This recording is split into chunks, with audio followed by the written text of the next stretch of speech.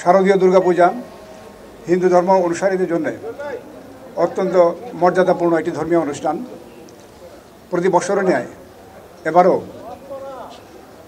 আগামী 9 অক্টোবর হতে শুরু হয়ে 13 অক্টোবর পর্যন্ত এই পূজা উদযাপন চলবে এবং বিজয়া দশমীর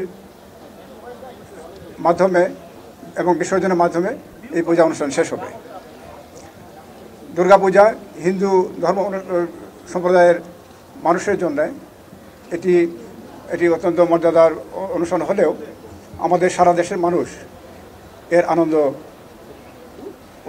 উপভোগ করে বা এটার অংশগ্রহণ করে। আসন্ন দুর্গাপূজা উপলক্ষে আমি ঢাকা মেট্রোপলিটন পুলিশের পক্ষ থেকে হিন্দু ধর্ম অনুসারী সকল শ্রেণী পেশার মানুষকে জানাই আন্তরিক অভিনন্দন ও শুভেচ্ছা। ঢাকা মহানগরীতে এবছর 253টি পূজা মণ্ডপে পূজা অনুষ্ঠিত হবে। এর মধ্যে ঢাকা দক্ষিণ সিটি কর্পোরেশনে পড়েছে 131টি এবং উত্তর সিটি কর্পোরেশন পড়েছে 122টি।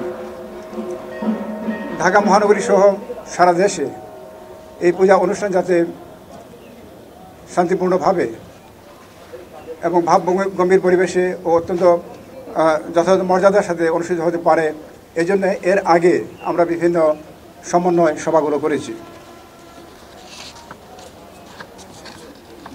ঢাকা মহানগরীর প্রতিটি পূজা মণ্ডপে শান্তিপূর্ণভাবে পূজা অনুষ্ঠানের জন্য আমরা বিশেষ নিরাপত্তামূলক ব্যবস্থা গ্রহণ করেছি।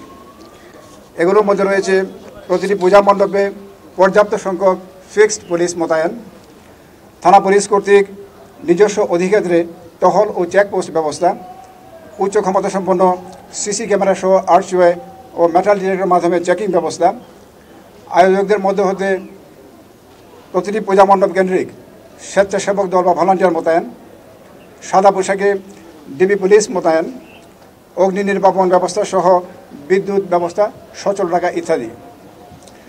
এর পাশাপাশি প্রতিটি পূজা মণ্ডপে প্রয়োজনীয় সংখ্যক আনসার বাহিনীর সদস্যগণও মোতায়েন থাকবেন বা দায়িত্ব পালন করবেন।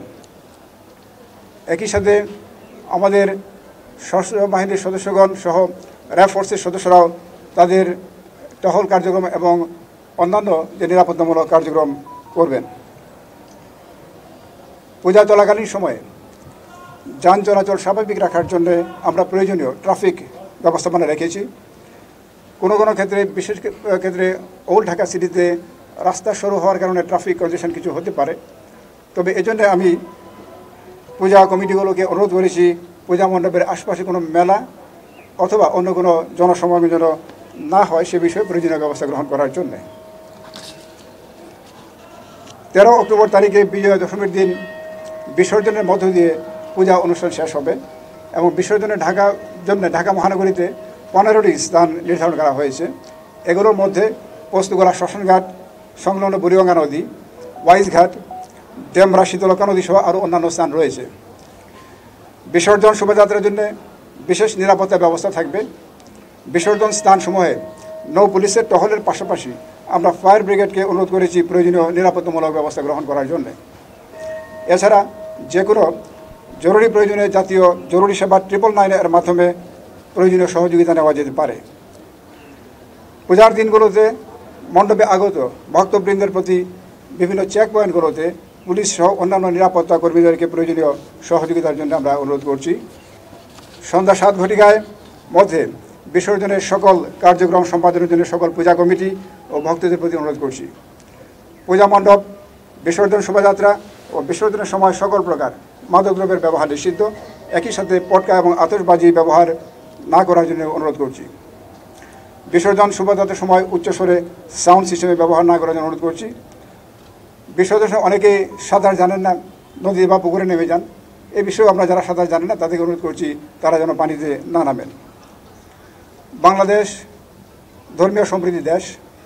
আমরা আশা করছি এবছর দুর্গাপূজা উৎসব অনুষ্ঠান অত্যন্ত শান্তিপূর্ণভাবে কোনো বাধাবিঘ্ন ছাড়াই অনুষ্ঠিত হবে এবং এর জন্যে সমাজের সকল স্তরের মানুষের সহযোগিতা কামনা করে আজকের এই প্রেস ব্রিফিং আমি এখানে শেষ করছি। আসসালামু আলাইকুম।